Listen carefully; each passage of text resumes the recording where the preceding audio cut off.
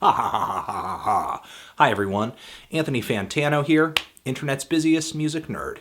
And it's time for a review of the Johnny Cash album At Folsom Prison.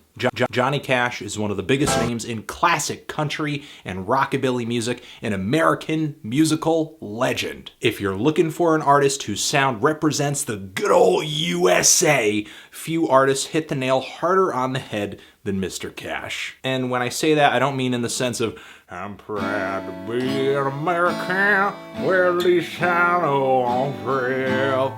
There was on the friend of dad to give that life to me, and when I stand up, give the bill to USA.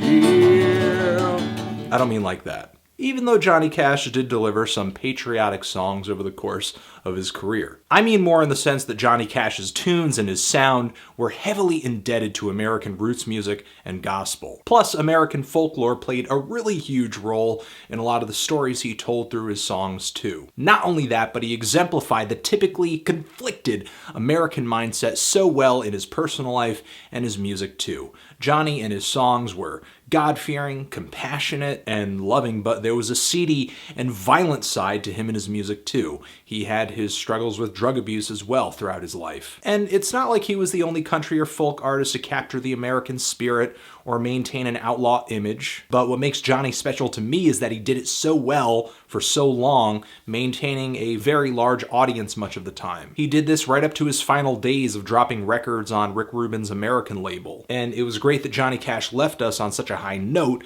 However, the record I'm talking about in this review is Johnny Cash at what is possibly his highest note. It also happens to be the most badass live album ever laid to tape. And this LP continues to rank as Johnny Cash's best album because of its great performances, great songs, but also because it's a really revealing album too, because Johnny Cash's wit, his passion, and his personality are on full display in the banter between the tracks, the way that he interacts with the crowd of inmates watching his performance. One of the most hilarious moments between songs being when he's telling everyone that what's happening is being recorded for an album and that you can't say hell or shit or anything like that. And Johnny curates a great selection of songs for this live show too, that shows that he really thought hard and deep about how these songs would be received by a group of people who are locked up in a horrible place for an extended period of time. He delivers tried and true hits which made him popular with inmates in the first place, like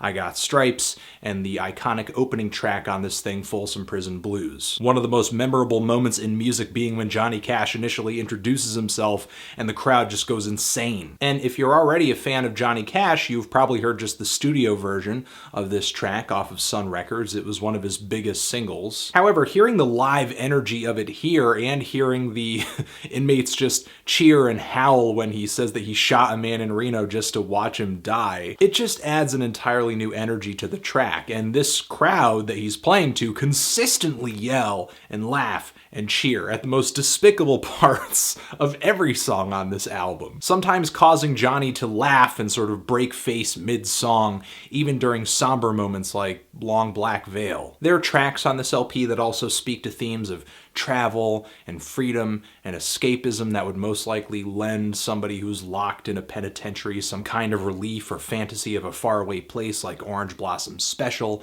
as well as Jackson, where June Carter is singing along with Johnny Cash. And the way that the drums are playing on Orange Blossom Special so tightly, so mechanically, it really feels like to me that a train is playing the rhythm section. It just adds to the travel fantasy of the track. And there are tracks on this LP too that openly glorify drug abuse, violence, and getting jailed like it's a badge of honor. Like the song Cocaine Blues, where essentially Johnny Cash guns his woman down for being unfaithful while he's on a coke binge. He goes to bed almost immediately. He tries to run away the next day. The cops nab him down in Juarez. And even though at the end of the story he says that he's gotten in trouble and let that cocaine and let that whiskey be, the song's intended comedy and viciousness is kind of hard to ignore, especially given that the crowd is going absolutely wild by the end of the track. And tracks like this, which are some of the best on here, deliver a very frank and straightforward tale of being in jail with just a twist of dark humor, like 25 Minutes to Go,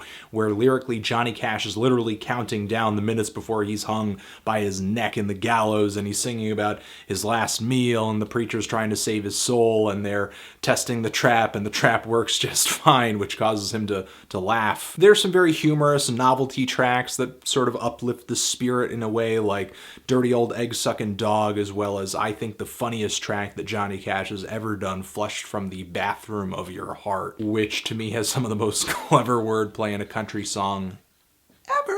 And there are songs here too that sort of deliver hope via spirituality, like Greystone Chapel. And even though the crowd that Johnny is playing to seems really wild and unruly, there are some songs on this album that do manage to sort of chill the whole crowd, like Send a Picture of Mother, where essentially it's one inmate talking to another who is just about to leave, get out of jail, but is sort of apologizing about how he tried to escape and now he's never going to get out of here because his sentence was extended. Don't tell the family he's going to be stuck in here for the rest of his life. Just write back, tell him how things are going, and send a picture of Mother. And there's also the song Give My Love to Rose, where Johnny Cash is talking about just being privy to the last dying wishes of a man who's essentially leaving his family behind. And there's The Wall too, which does have a bit of an interruption from the crowd, but is still one of the sadder songs on this LP, a track about a man contemplating escaping, but essentially just ends up killing himself due to the misery of being stuck in this prison. And even though there is some similarities in melody and drum beat and guitar phrasing across these tracks, this album still feels very, very far from one note. And maybe that's because of the variety of stories on these tracks, as well as this thing just being an emotional roller coaster. It's not often that you hear a performer connect with a crowd so personally, much less a crowd of inmates. With these songs, Johnny Cash sympathizes with these people. He laughs with them, he cries with them, he mourns with them. It's not surprising to find that at one point in his career he really focused on prison reform activism and even testified in front of the US Senate on the topic during a parole bill hearing in the 1970s. Plus, Johnny played numerous unpaid concerts at prisons across America over the course of his career, so it's not like the idea for At Folsom Prison was just some kind of crazy out-of-the-blue experiment. And what's even funnier is that Johnny was not some kind of hardened criminal. However, he sang about the surliest stuff so off the cuff that everybody assumed that he had done some kind of hard time at some point in his life. In popular music today, the image of a criminal is typically reserved for something like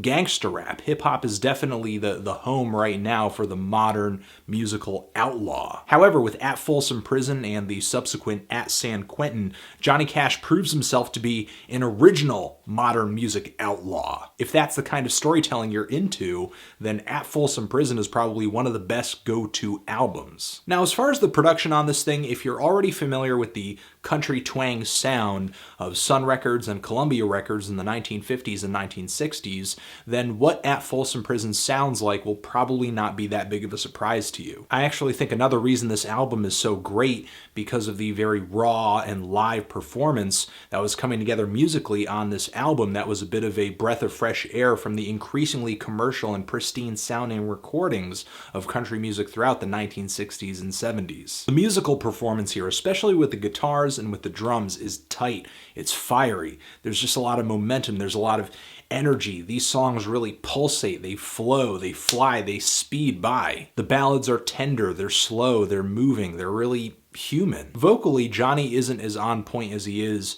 in the studio, but his personality, his humor, his conviction more than makes up for it. And yeah, the instrumentals, the vocals, as well as the inmates cheering, all these sounds throughout this record are really just bleeding into one another, sometimes drowning one another out. However, it's this kind of wild spontaneity that I love to hear in a live album. It just adds to that sense of place quality that transports the listener directly to Folsom Prison when listening to this album. In a nutshell, that is At Folsom Prison, a country record that is so great that it'll probably make you pity people that say that they don't like country music. Transition. If you've given this album a listen, what did you think of it? Did you love it? Hate it? Why? And why did you feel either of those two things? Be specific. This is going to be on the final exam. Cool? Cool. Anthony Fantano, Johnny Cash, At Folsom Prison, forever.